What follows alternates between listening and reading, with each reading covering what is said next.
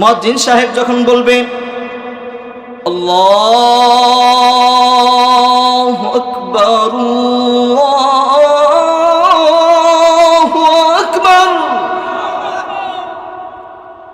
আল্লাহু আকবার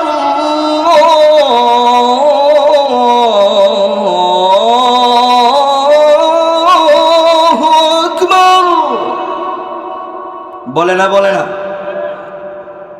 ও মুসলমান, মুয়াজ্জিন সাহেব যখন আল্লাহু আকবারের ধ্বনি দেয় কি বুঝাইতে চায়? ও ব্যবসায়ী, তোমার ব্যবসা থেকে আল্লাহ বড়।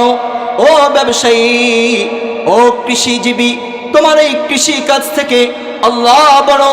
ও রাষ্ট্র পরিচালনা করি, তোমার এই রাষ্ট্রের থেকে আল্লাহ বড়। ও শিক্ষক, তোমার এই শিক্ষা দানের থেকে আল্লাহ বড়। সব কিছু ফালায়া তোমাকে কিন্তু মসজিদে যাওয়া লাগবে। কথা বলেন ঠিক কিনা?